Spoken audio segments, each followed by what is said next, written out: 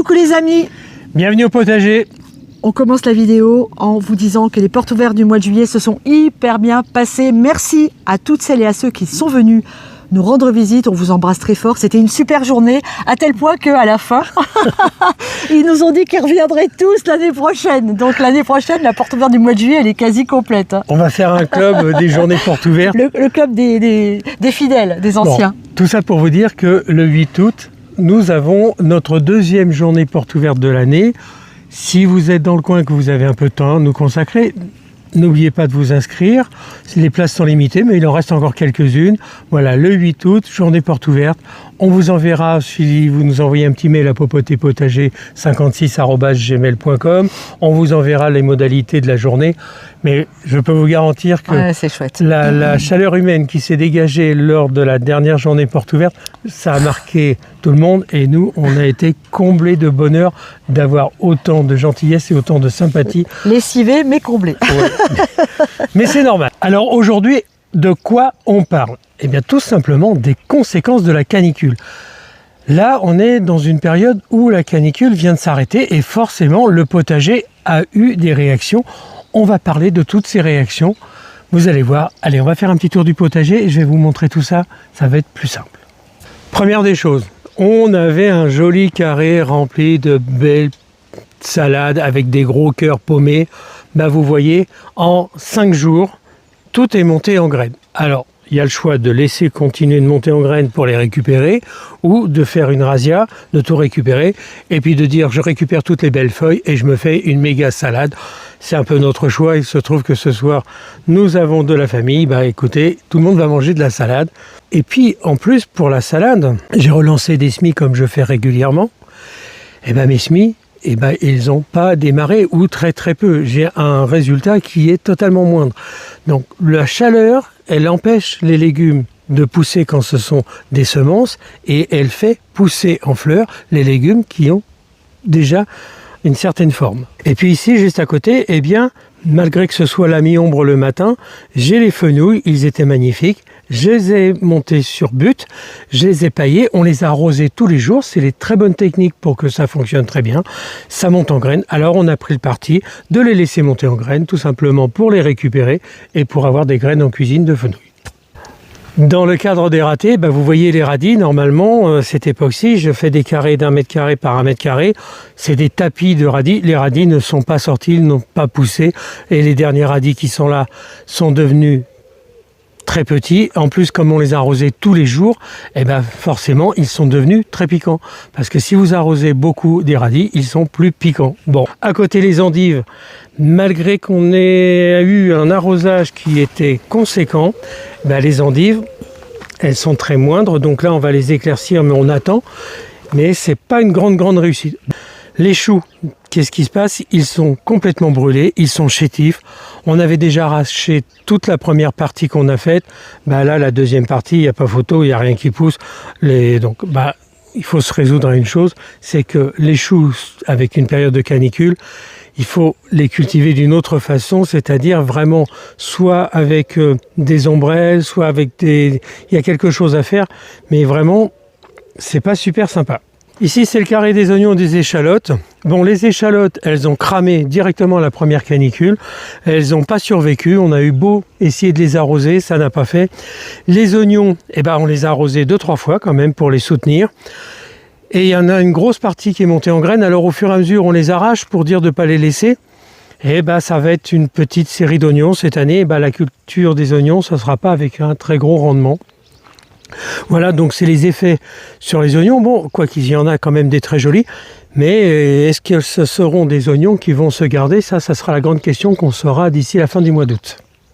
On est dans la serre à tomates. Alors vous le voyez, les pieds de tomates ont grimpé en hauteur et ils font très peu de fleurs. Pourquoi?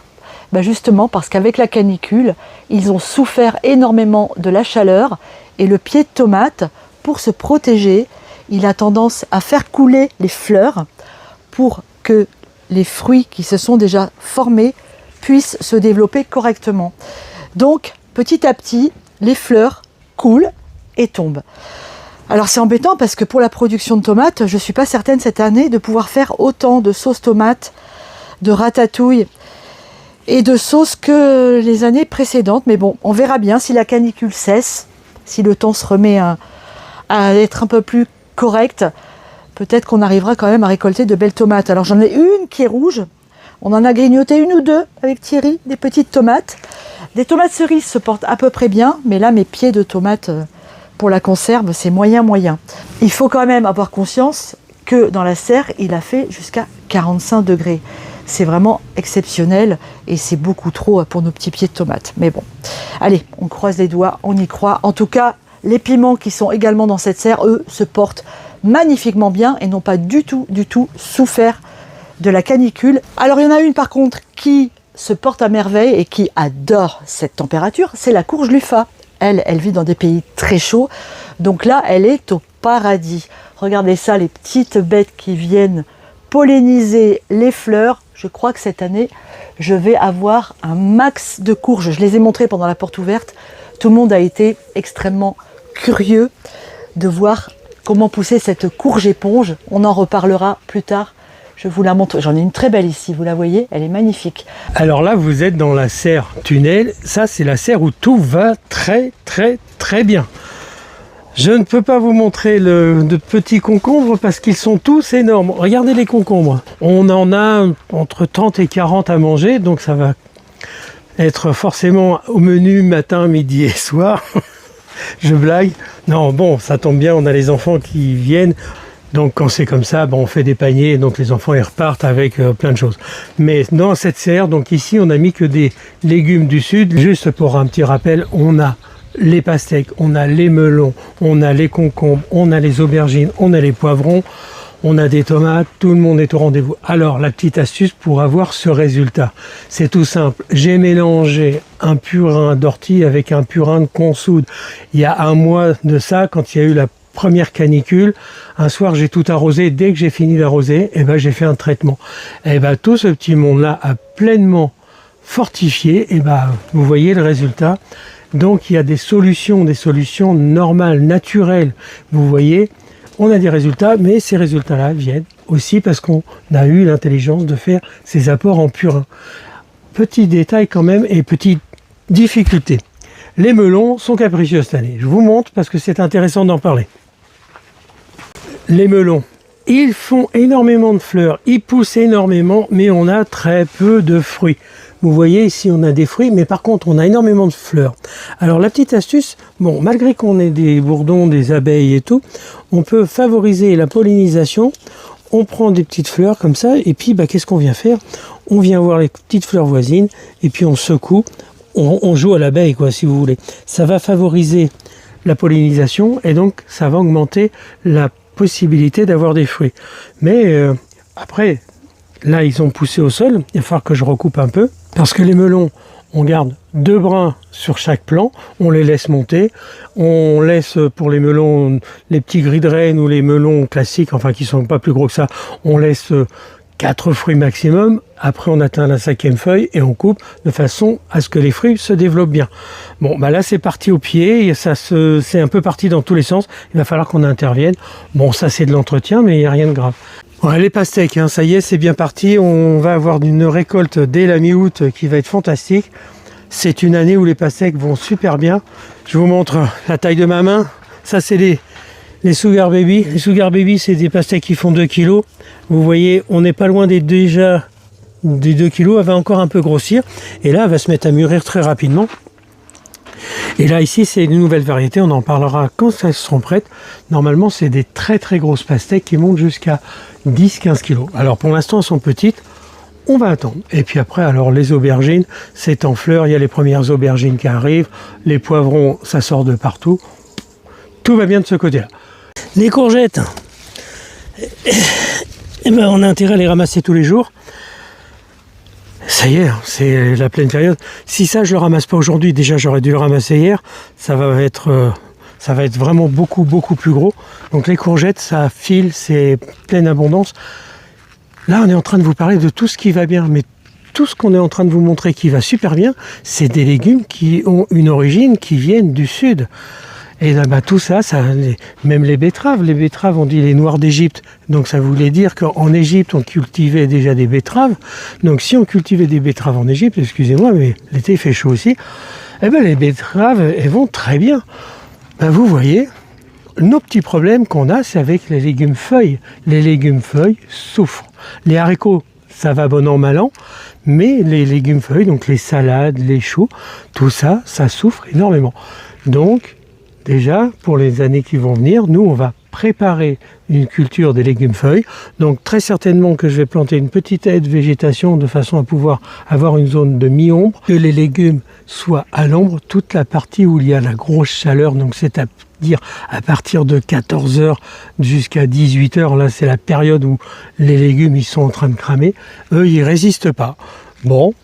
Sinon, le reste du potager, on ne va pas se plaindre. C'est une belle réussite cette année, on est assez content.